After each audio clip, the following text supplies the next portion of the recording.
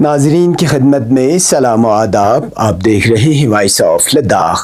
آج سنیچر اپریل کی 4 اور شوال کی 15 تاریخ ہے. آج کی تازہ ترین خبروں کے ساتھ میں ہوں آپ کا میزبان سید ہاشم رضوی. ناظرین سے گزارش ہے کہ تازہ ترین خبروں اور حالات و واقعات سے باخبر رہنے کے لیے ہمارے چینل کو سبسکرائب کریں اور خبریں آخر تک ضرور دیکھیں. آپ دیکھ رہے ہیں آپ کا پسندیدہ news channel voice of Ladakh.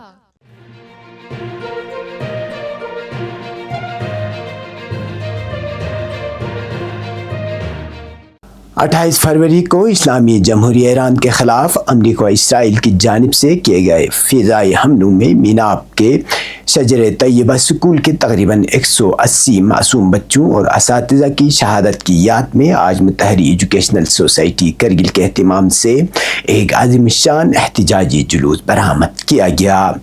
اس جلوس میں ہزاروں کی تعداد میں اسکولی بچوں نے بھرپور شرکت کی. تفصیلات کے مطابق ٹیکسی اسٹینڈ کرگل سے شروع ہونے والے اس جلوس میں متحری سوسائٹی کے تحت کام کرنے والے تقریباً 15 سکولوں کے بچے اور اساتذہ شامل تھے. شرکاء نے اپنے ہاتھوں اور سکول بیگ پر میناپ کے شجر طیبہ سکول کے شہید بچوں کے عکس آویزہ رکھے گئے تھے.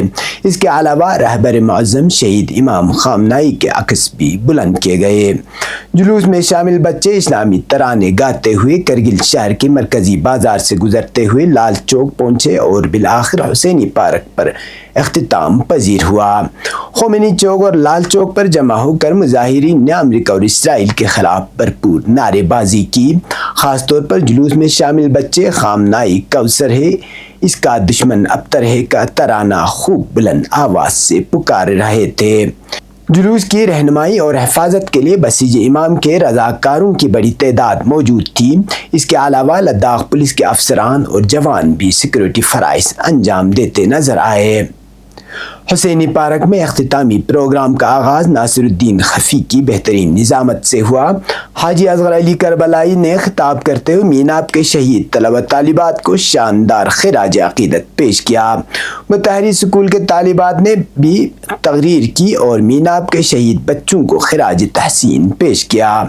اس موقع پر متحری سکول کی جانب سے میناپ سکول کے شہید بچوں اور اساتذہ کی پینٹنگز بنا کر دیواروں پر چسپاں کی گئی تھی. نیز میناپ سکول اور شہید بچوں کے ماڈلز بھی رکھے گئے تھے.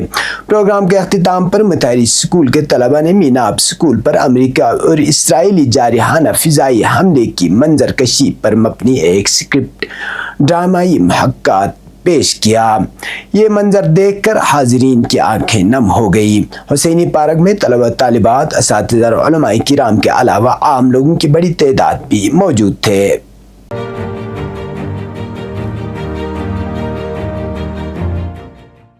چیف سیکرٹری لداخ آشیش کندرا نے لیہ شہر میں جاری صفائی مہم کا جائزہ لیتے ہوئے متعلقہ اداروں کو باہمی تال میل مضبوط بنانے اور صفائی اقدامات میں تیزی لانے کی ہدایت دی.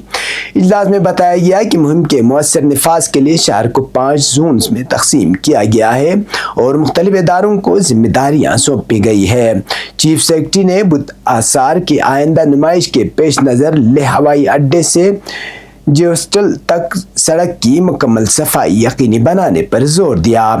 انہوں نے ہدایت دی کہ صفائی مہم کو مستقل عوامی تحریک میں تبدیل کیا جائے اور تمام وسائل بروئے کار لا کر شہر کو صاف ستھرا رکھا جائے.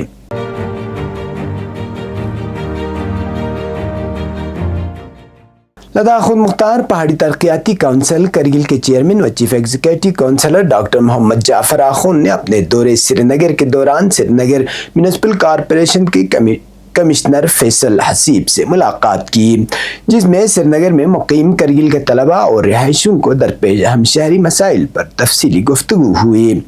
ملاقات کے دوران ڈاکٹر جعفر آخون نے بیمنا سری نگر میں واقع کرگل بوائز ہاسٹل کے نکاسی آب کے نظام کو ایک سنگین مسئلہ قرار دیتے ہوئے فوری توجہ کا مطالبہ کیا.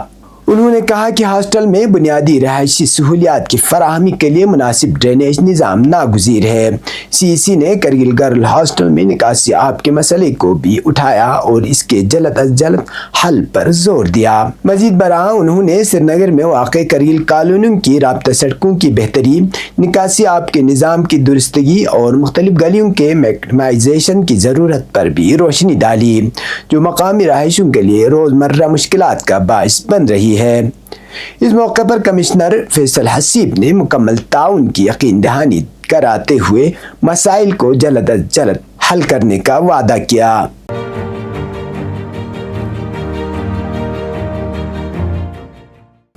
Ladakh subordinate service staff selection board نے ڈیٹا انٹری آپریٹر کے عہدوں کے لیے ٹیکنیکل پیپر کا امتحان لیہ اور کرگل کے مختلف مراکز پر کامیابی کے ساتھ منعقد کیا۔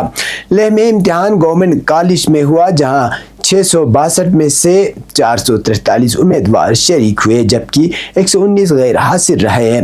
کرگل میں 2 مراکز پر امتحان لیا گیا، جو گورنمنٹ ڈگری کالج میں 649 میں سے 550 امیدوار شریک ہوئے جبکہ 99 غیر حاضر رہے، جبکہ government girl high secondary school میں 63 میں سے 35 امیدوار شریک ہوئے اور 8 غیر حاضر رہے۔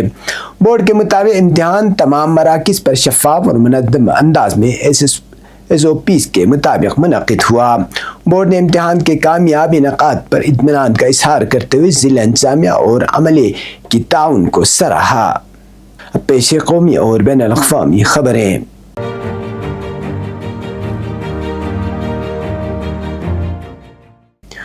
جموں کشمیر قانون ساز اسمبلی اجلاس کے آخری روز حکمران جماعت نیشنل کانفرنس، اس کی اتحادی جماعت کانگریس اور اپوزیشن پیپلز ڈیموکریٹک پارٹی کے اراکین نے گاندربل کے ارحم علاقے میں مبینہ انکاؤنٹر کے دوران ایک عام شہری کی ہلاکت کے خلاف احتجاج کیا۔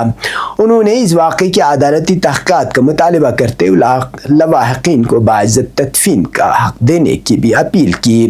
ہفتے کے روز جیسے ہی ایوان کی کارروائی شروع ہوئی، NC، کانگریس اور PDP کے تمام MLAs اپنی نشستوں پر کھڑے ہو گئے اور مبینہ فرضی انکاؤنٹر کے خلاف احتجاج درج کیا۔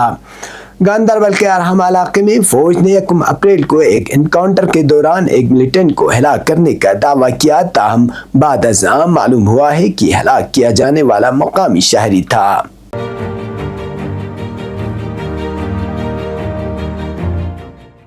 اسلامی جمہوریہ ایران کی IRGC کے اعلیٰ ترین آپریشنل کمانڈ یونٹ نے خبردار کیا ہے کہ اگر ملک کی سفارتی مشنز پر کوئی جارحیت کی گئی تو پورے خطے میں اسرائیلی حکومت کے سفارت خانوں کو جوابی حملوں میں نشانہ بنایا جائے گا۔ خاتم الانبیاء مرکزی ہیڈ کوارٹر کے ترجمان ابراہیم ذوالفقاری نے ہفتے کو مایوس اور زوال پذیر صہیونی حکومت کو ایران کے سفارتی مراکز پر کسی بھی ممکنہ حملے کے خلاف تنبیہ کی۔ ان کے بیان کے مطابق اگر اسلامی جمہوریہ ایران کے کسی بھی سفارت خانے یا سفارتی مرکز پر جارحیت یا حملہ کیا گیا تو اس حکومت کے تمام نشان اور جعلی سفارت خانے خطے میں اسلامی ایران کی طاقتور مسلح افواج کے لیے جائز ہدف سمجھے جائیں گے اور ان پر حملہ کیا جائے گا۔ بیان میں مزید کہا گیا کہ یہ مت بھولنا جو ہم کہتے ہیں اس پر فوری اور فیصلہ کن کارروائی کرتے ہیں۔ اس سے قبل ہفتے کے روز ہی اسلامی انقلاب کی پاسداران انقلاب نے وال اسٹریٹ جرنل کی اس رپورٹ کے حوالے سے جو دعویٰ کیا گیا تھا کہ سعودی عرب کے دارالحکومت میں امریکی سفارت خانے پر حملہ ہوا ہے، اپنے ایک بیان میں واضح کیا کہ اس واقعے کا اسلامی جمہوریہ ایران کی مسلح افواج سے کوئی تعلق نہیں ہے۔ یہ تھے اب تک کی خبریں، اسی کے ساتھ مجھے اور میرے ساتھیوں کو دیجیے اجازت۔ اللہ حافظ۔